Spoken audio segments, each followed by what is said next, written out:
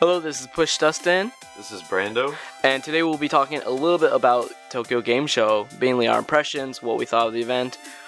So I went on the 2 business days as well as one of the public days. I went on one of the business days and the first part of one of the public days. So basically we're just going to go over our list of games that we played, quick impressions, and what we thought about the overall event. So on the first day that I was there, I played a lot of the Circle Entertainment games.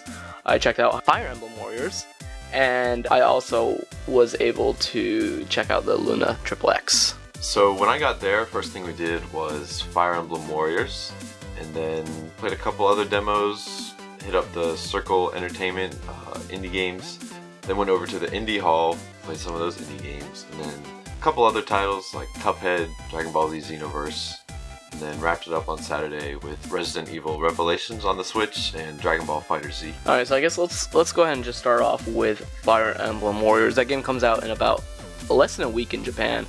And Brenda, what do you think about the game?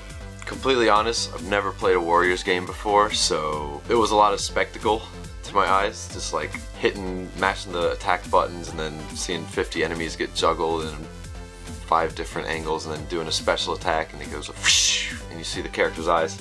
And I really like the little homages to the Fire Emblem series. Like you'll be in the middle of battle and one of your characters will level up and it'll go da da da da.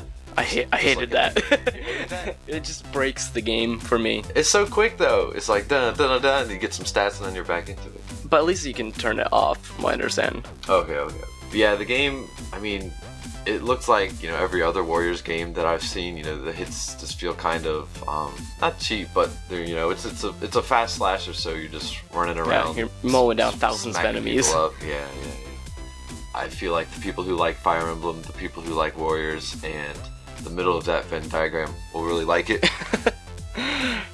For me, I've played a lot of Hyrule Warriors and Hyrule Warriors Legends, and I felt like the demo was a little bit easier than some of the levels in Hyrule Warriors, but of course that might be just because you only had 15 minutes and you had a map to complete. On the first day of the event, they had a slightly different map. On the second day, they introduced Silica, who was announced the first business day, and she became playable. She played a lot like Zelda from Hyrule Warriors. I think Triss will be talking more about that at the end of this video. I definitely enjoyed playing as Celica on the Pegasus more than Takumi, just running around hitting people with the bow. I think Takumi was probably the weakest character just because he just didn't feel as intuitive to play as. He didn't feel as fun, and Camilla was a close second worst. Yeah, Camilla showed up as an ally, Marth showed up as an ally, and then at the end of the demo, or partway through the demo, you fought Corrin as I guess a mini boss? I don't know how they classify it. As a general. Games. As a general, okay. And then at the end, you beat up Lyn. Yeah, seeing fighting against Lyn was pretty cool. I enjoyed that. The overall mechanics of the game, like they had like this pair mechanic where you could combine heroes and stuff like that. I'm sure if you've been following the news, you're well aware of it. But it felt very good. You could heal most of your characters. So there's a lot of in-depth mechanics that I'm sure will please a lot of people. Yeah, that's another holdover from the Fire Emblem series, is that you can put one unit sort of onto another unit's space and then they'll travel as a pair. And you can swap whoever's in front to be like the main attacker or the main mover. So yeah, like you could have Takumi travel with Celica and then have the benefit of moving as a Pegasus Knight. Then once you move to a certain space, switch them up and you can attack with the bow. So yeah, that's where that comes from. So basically it confirms the box art leak that was about a month ago, a little less than a month ago, that was found on a Spanish website. So, surprise. After that, I played Sonic Forces. I took pictures of him playing Sonic Forces, and gonna be honest, it looked pretty mediocre. Yeah, it's a pretty mediocre game. On the first day, I played the tag team mode, where you play as Sonic and your avatar. Second day, I played as only the avatar, and it was the same gameplay as the Gamescom demo, as far as I could tell. just in Japanese. And I'm gonna have to agree with Nerbion. It's pretty meh. Yeah, I didn't play it myself, but from what I saw, just basic, jumping on moving platforms that go up and down, waiting for timings for things that come down from the ceiling to smash you. It's standard platforming. Nothing really bad about it. Nothing really jumped out to me. It's like, wow, that's cool. Yeah. And then we also checked out Resident Evil Revelations. That's coming out to the Switch in about a month or a month and a half. And saw that they had amiibo support, only available on the main menu of the game. Yep. We're not sure what they're gonna do with that yet, but it's there. I think because it's only on the main menu that it's gonna be used to unlock a mode or a costume. It won't be used for like ammo pickup or anything like that because we checked in game and you cannot access it in game. Other than that, I think it's pretty much the same game that was on the 3DS. So it looks nice. Yeah, it looks good. It looks really good for I guess upscaled Yeah. 3DS game. I'm not sure what they do in graphics wise, but And it also uses the IR camera to reload. oh yeah, it's got motion controls if you want to use them with the Switch Joy-Cons. Which the gyro didn't feel bad, in my opinion. I think you had a little bit of an issue with it. Yeah, well, I just wasn't used to the controls, the Joy-Cons, 3. You could sort of use the stick and the Joy-Cons simultaneously if you wanted to, which kind of threw me off for my ultra precise headshots. But Yeah, you gotta get those zombies. Then you were also checking out the Yakuza. Kiwami 2, Kiwami yes. 2. So it's a remake of the second Yakuza game in their new engine, which they've been using for like Yakuza 6. And I don't know how many Yakuza fans we have out there, but it's basically more goodness, more of the Yakuza series we know and love. First thing you do in the demo is take 3 steps and then beat up some punk in the street.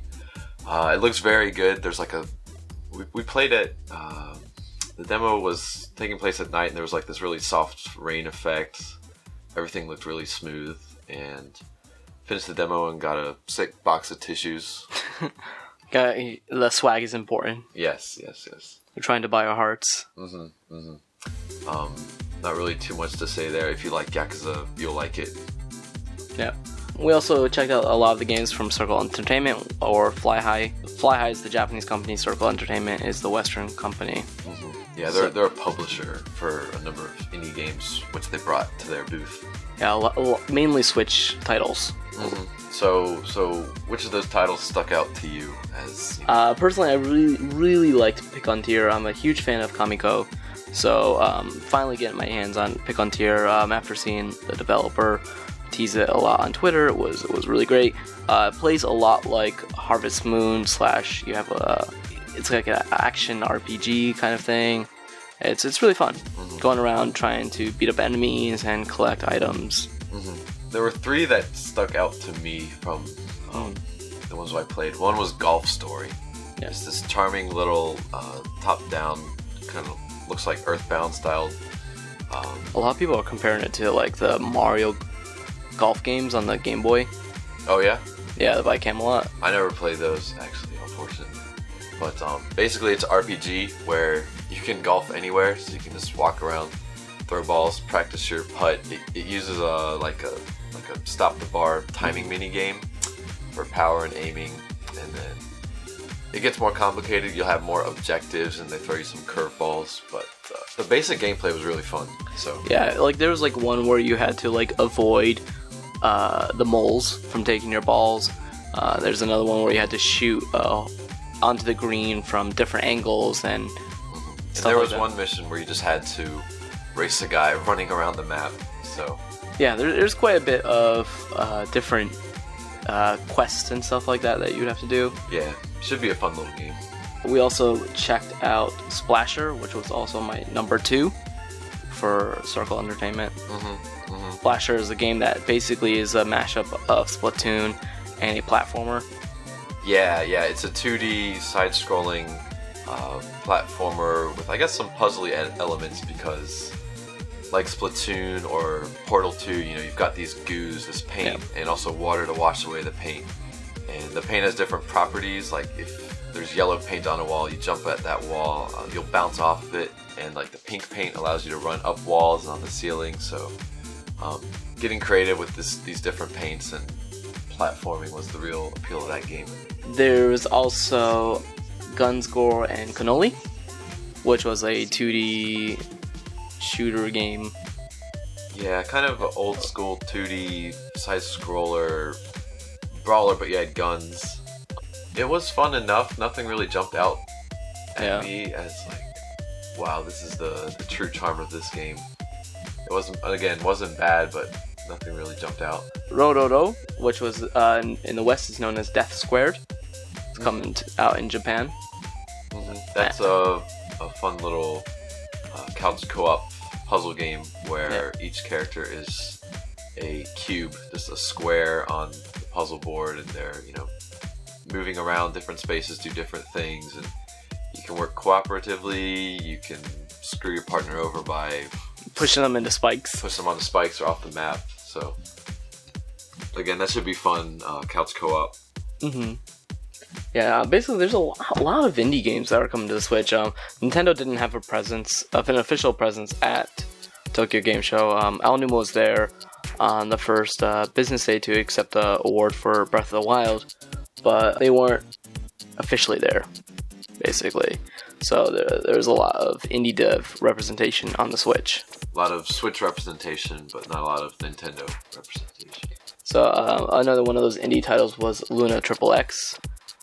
We have an interview coming up with the developer with that on Source Gaming, so please check that out. Basically, Luna Triple X is a game where you're going down a hole and trying to rescue animals by timing your tambourine jams. It's a quirky little toy sort of game on the Switch, and I tried playing the demo, and unfortunately one of the Joy-Cons kept desyncing, so I feel like I didn't really get the accurate experience of it. But the creator who was there talking to us described it as he wants to make games that are sort of like digital toys. I think that's along the lines of what he said. Yeah, that's like the official statement of Pygmy Studios. Okay. Yeah, with that game, I felt like it was pretty difficult, actually, to like not only rescue the animals, but to get up in time. And even the developer had a little bit of trouble playing his own game. Yeah. So if you're a hardcore fishing simulator game fan, maybe you can do better than we did. And then we checked out some of the indie games that were in the proper indie hall. There was the Game Paradise, which you played. The Game Paradise and another game called Penguin Wars, which was playing at that time. From some Japanese studio. The Game Paradise was an old school arcade shoot 'em up where, I don't know if I call it bullet hell, but there were a lot of bullets. And it was just kind of fun and zany because the enemies and power-ups all had interesting objects as the sprites. I think the power-ups were eggplants, and the enemies could be anything like teddy bears, and there were 100 yen coins flying around as attacks that you had to shoot. So and with Penguin Wars, it's basically like almost like you have like a tennis court like thing, and you have to throw balls at the other person, and they have 20 different rule sets. A lot of them are slight variations of each other, like you'll have one bomb or two bombs, etc., etc. And it's fun. I think it would be a really good co-op versus game to play on your couch. Yeah, it's like, think Pong, but you're trying to hit the other person. Yeah. And if you miss, the ball's in their court, and they can grab it and throw it back at you. Yeah, exactly. It's like dodgeball. I guess that's a better analogy. But it's just very fast paced. There was also Lightfall, which you mainly played. Yeah, Lightfall is a puzzle platformer, and the main draw of it is that you can create your own platforms. So if you jump and then press jump again, a block will appear underneath you. And you can also press a different button to create a block floating in midair. Then you can move it around, and you can place up to 3 of those blocks to reach new places. And I think it'll be interesting because that gives you a lot of freedom of movement, and I'm not sure how they'll make it, how they'll sort of restrict that to make you still play within the bounds of the puzzles they want to create. But it felt really good once you got used to the movement and manipulating the blocks to run around the environments. So I'm looking forward to that one. I think it comes out in March 2018. And then we also played Nine Parchments, which is a game kind of like Magicka. We were talking a little bit about that before. And you go around and try to fight monsters. You have different classes. Yeah, everyone's a mage, everyone's a spellcaster, and it's sort of a top-down view. You'll go into an area, some enemies will come out, you attack them with the spells, move on to the next area. Friendly fire is on. Yeah, it's very hectic. The enemies can attack each other too. Yeah, there's a quick dash mechanic, and you can dash off cliffs, and then your partner has to stand there in your revive circle. Yeah, to get him back. Yeah. So again, more fun couch co-op. Yeah, I think the Switch really lends itself to a lot of co-op games, and a lot of developers are taking advantage of the fact that every console has 2 controllers. Then for last Switch game that we really checked out was World to the West. We have an interview that will be coming out with Rain Games about that game and their future projects. World to the West is a game that's a little bit like Zelda-like. And you can go around, you have to solve puzzles. It's very, very story driven. I played both the intro character, I forgot her name, and the shovel boy. Yeah, there's 4 different characters, and they each have different abilities, so you'll switch between them to access new areas, depending on the situation. Yeah, like the shovel boy is like really small, but he's really weak to enemies. He can also dig, which allows him to kind of go underground and come out of different areas. The game that I played, the levels that I played were really fun. I enjoyed I thought the story was really charming with the shovel boy part especially, and I'm interested in checking out the full game. It's already out on Steam, but it will be coming out to Switch very, very soon. And then for non-Switch games, we also checked out Cuphead. Yeah, I played a bit of Cuphead just to see what all the fuss was about. I hadn't played it before, but I played it for about 5-10 minutes. Got about halfway through the first level before we... That wasn't the first level. It wasn't the first level? No, you were playing a later level. Oh, okay. Well, I made it past the tutorial. No, you played the tutorial? There's a little tutorial at the beginning that tells you, this is how you jump, this is how you dash. Yeah. When I played, I completely skipped the tutorial. Yeah, anyway, I don't think... it was at the Dell Gaming booth. But it's not like a very graphics intensive game, so I don't think it's showing off like the horsepower of any machine. And I don't really think it's a great game for like a show floor pick up and play thing, because you have to sort of sit with it and learn the mechanics, learn the timings, do some trial and error to get a little bit further each time through the levels. It's very old school. Yeah, with Cuphead, like basically the general strategy is be constantly shooting. If you're not shooting, you're gonna get hit. Yeah, and I mean other people have been talking about this game to death, so I don't want to go too in depth with it. I think it comes out soon. Yep. Yeah. You also checked out Dragon Ball FighterZ. Yes, Dragon Ball FighterZ. I'm not much of a fighting game player, but I can do quarter circle motions, and that was enough for the special moves. I think that's as deep as the control schemes got for the characters I played, and it just felt really good. The sound design, the graphics were really smooth, controls felt great. Everyone's hyped about this game, and like I said, I'm not much of a fighting game player, but I think I'll pick it up because it was a lot of fun. Okay, overall, what were your thoughts about Tokyo Game Show? Did you enjoy it this year? Do you think they had a lot of new and interesting stuff, or was it kind of same old? I enjoyed it a lot because I got to play a lot of new games. I was really surprised with the quality of the indies that I played.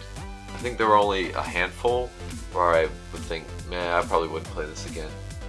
There was a lot of creative stuff coming from Circle Entertainment and the Indie Hall as well. As far as big name releases, there wasn't too much new stuff to be really excited about. I mean, Yakuza was good. It's, more Yakuza. Dragon Ball FighterZ, new and exciting.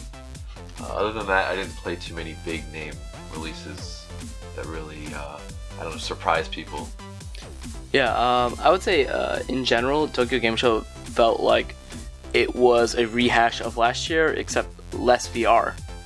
Last year there was a lot of VR, and this year there wasn't that many. Like, they had a VR corner, but we didn't really check it out, and it wasn't like in the main hall as it was with last year. This year there was also a lot of sequels and ports and games that we already knew about, or games that are coming out very, very soon. And so I didn't think it was that exciting overall, because there was just so much rehash. And I don't know if it's just because Tokyo Game Show is just starting to become a little redundant with all the other events throughout the year, or if this is what the state of the industry is. Anyway, I think that basically wraps up discussion. You can go ahead and follow us by checking out the links in the description below. All of our social media accounts are listed there. After this, Tris will come on and talk about his impressions of the Tokyo Game Show. So stay tuned for that, and make sure to subscribe and like this video for more future content. Thanks. Hey guys, Tris here. Time for my Tokyo Game Show thoughts. So, I had never attended I guess you could say convention, a gaming thing like this, as press. The closest I'd ever been to before this was PAX East, as just a normal attendee. So I was anticipating it to be really stressful yet interesting and fun, because I want to get into the industry. But it was really neat. Tokyo Game Show as a whole, I noticed it's definitely as messy with people and noise and everything as PAX East and things like that, but it's more of I guess you could say an organized mess, if that makes sense. Everybody knows to stick together and walk in specific directions, and there's really nobody crashing into each other and people scattered about. Everybody's like, it really is best described as an organized mess. It was interesting. Anyway though, pretty much once we got in, I made way for Fire Emblem Warriors, because I'm a huge fan of Hyrule Warriors. I really liked Fire Emblem Awakening, I liked Fates, and I'm excited for Fire Emblem Warriors. So I decided I really wanted to play it, and I wanted to try to compare and see I guess how similarly it felt to Hyrule Warriors, because I never actually played another Warriors game aside from that one. So I got to play the demo they had there on Saturday, which had you play as Silica, Camilla, Takumi, and Cordelia. And I'm not gonna go too in depth, because I don't want to make my section of this video boring. The best I could say though is each of these characters feel really fun to play as, and they feel a lot more dynamic than some of the characters in Hyrule Warriors did. For example, I was having the most fun with Silica. One of my favorite characters in Hyrule Warriors is Zelda with the rapier, and she has the whole mechanic where, using her strong attack, she'll charge up 3 light orbs, and then it changes how her combos work. Yeah, Silica has that same exact mechanic. I don't think it's with light, I think it's with fire. But either way, it's the same kind of mechanic. It extends her combos, it makes them different. Silica has a lot more range than that Zelda I really like though. So it's interesting how they took a moveset I really like, or at least the idea of a moveset that I really like, and they expanded upon it further and made it more interesting, dynamic, and in my opinion, much more useful. It was actually really fun. Let's see, I could do some other character comparisons. Right off the bat though, Takumi felt like, if you ever played Hyrule Warriors, Hyrule Warrior Legends, and you've played Linkle, Takumi feels like Linkle, but a lot clunkier. Linkle is constantly called one of the best characters in Hyrule Warriors. Takumi does not feel like one of the best characters in Fire Emblem Warriors. His moves feel kind of slow, only focused in one direction or right in front of him. Kind of like a fan shape in front of him, but not really all around. Interesting that I actually had a lot of fun with him though, is if you spam his strong attack, he'll go, the camera will zoom up close to him, and he'll just keep firing arrows, and you can keep hitting that, and he'll keep firing arrows. and you could do that non-stop, and it was actually kind of fun, but it felt a little spammy. Camilla, she was definitely the slowest of the characters I played, and she had some quick attacks, but her attacks felt like they came out kind of slowly. I guess the best I could compare it to is Ganondorf and his greatswords in Hyrule Warriors, where like each move kind of felt like it came down hard. She has a move where she kind of lands on like the wyvern, or like the wyvern lands, and she has like a battle axe kind of thing, I think, and she's constantly slamming it down in front of her like 4 times, like to the left, to the right, like constantly slamming it, and I couldn't find a way to get out of that move, and it was kind of long, and it really didn't have much range, but it felt powerful, so it was interesting. Cordelia was the other character I had a lot of fun with aside from Silica. Her combos were really fun. It was really fun juggling characters in the air with her. Her moves felt powerful. Her moves felt like they had good knockback. It was definitely had more fun with Silica and Cordelia than Takumi and Camilla. Not that the latter two are bad, just it's easier to jump right in with the other 2 characters. And I noticed a lot of other attendees doing and saying the same thing, simply because I saw more people playing as Silica and Cordelia than anybody else, and I kept walking past that booth a lot. In terms of other mechanics, can happily say everybody knew already, but yes, you could change characters like in Hyrule Warrior Legends, where you can switch between all the different characters. But something else I don't remember them going into much before is like in Hyrule Warrior Legends, where you can command certain playable characters to go to specific locations. You can do that in this. So you can select, when pausing it, you can select one of the playable characters and set them to go to a certain location. And it's really useful, I think, actually, because I played the demo twice. I played once, like right when we got into TGS, and then I played again when Push came up to me and was like, "Oh, I want some pictures of you playing it." So I just got right back online. The first time, I actually almost lost because too many keeps were being taken, because all my characters were naturally going in specific directions that were keeping them all kind of in the same area. But in my second time through, I tried commanding them to go to certain locations. So I split up my characters and I had one go to each keep, or each focus, I guess I should say, like the focus area of like the enemies and things like that. And I did a lot better.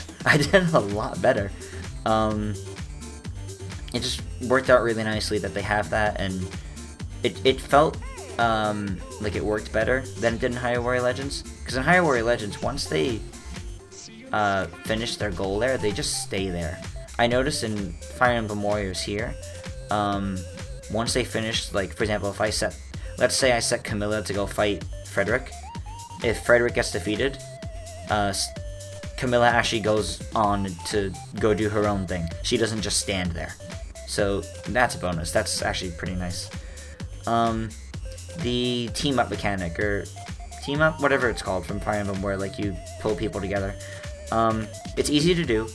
The button combinations like ZR and B, I think it is, which is like the dodge button. Well, I guess if they had customized controls, you can mess around with that. But so you can get together, and then after getting together, there's like a little meter that builds up, and they can do like they can support you with another attack by if you hold ZR or one of the trigger buttons at the same time as doing a normal attack, they'll come in and also do an attack. And it was actually really nice. It was really nice to get in some extra hits, and you can team up with more than just the 4 characters that you're playing as. So like, for example, I said the 4 characters they had for me were Silica, Cordelia, Takumi, and Camilla.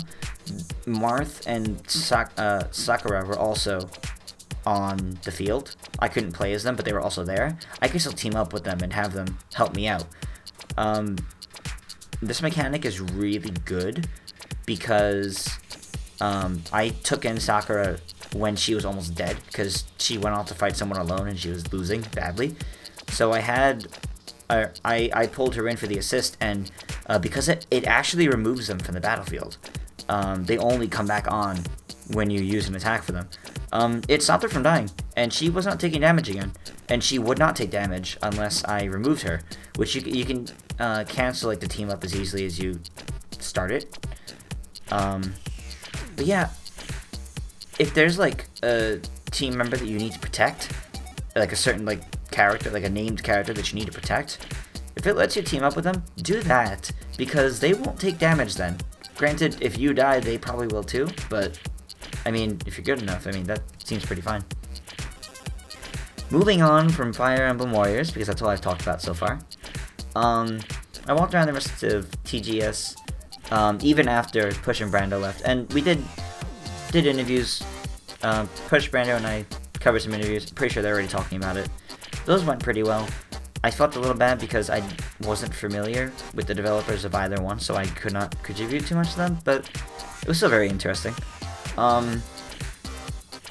I still walked around. There were some really, really interesting things. I'm disappointed I did not get to go to the Monster Hunter, like, big setup walk-in area booth.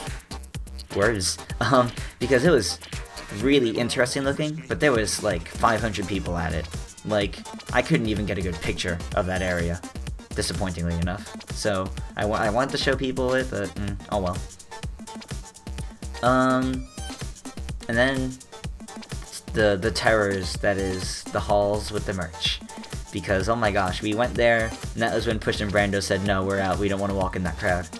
So I went into that with my friends. I think we were there for like 3 hours, 2 hours maybe, and I was like, yeah, okay, cool, I got something from Game Center CX for my dad because he really loves that. Like, cool, I got something neat, I got something for my friend. And then as we're heading out, we've been there for hours because in case you don't know, things in Japan are all in Japanese for the most part. So, one of my friends was trying to buy something with a whole bunch of characters from a game for one of his friends, and the sheet to do that on was all in kanji, and none of us there knew how to read the kanji. So he was translating that and sending names back to his friends, and we were there for a while for that. So that was probably the worst part of the merch area, because it was the one booth where there were no pictures of what you want to point at. So we had to do it from the list. It was, honestly, it didn't feel that smart to do, because I feel like you should anticipate foreign customers for something like that. But it wasn't too annoying. I was walking around during that time. I utilized that time to expand upon the fact that I'm a huge nerd for Persona 5, and that only happened a couple months ago. And so I got some Persona 5 merch. So the merch area was really nice, and I feel like I spent about as much time in there as I did in the rest of the game show, because admittedly, the only thing I actually played was Fire Emblem Warriors twice. I walked around and looked at a lot of things, but I did not actually play a lot, because lines were long, wait times were long, and as cool as the VR section looked, I myself can't actually handle VR stuff. So, oh well. But overall, actually, I think Tokyo Game Show was a lot of fun to go to. I would love to go back at some point and be there for the press days with Push and Brando, so I can help out with other interviews and things like that. More so than just standing there nodding in agreement, because admittedly that was kind of all I did this time. In terms of otherwise, I mean, I'm happy that with Source Gaming, like, there were quite a few developers open to doing interviews with us, and I was only there for 2 of them, but it was really nice how well it went, and it's really nice having Source Gaming recognized in a positive way, or recognized at all. I don't know, it just feels nice. Admittedly, I feel like I brought too many business cards because I did not give out that many, and now I'm trying to figure out what to do with all of them, but I get to save those for future events that I will most definitely go to and represent Source Gaming for, because I have a Source Gaming t-shirt now and business cards. I can easily represent Source Gaming at other events now, as long as Push wants me to. But all in all, Tokyo Game Show, I don't know how to rate it on a number scale because I have not gone to that many of these kinds of events, but I'm going to say I had a blast, it was exhausting, and I would totally go back.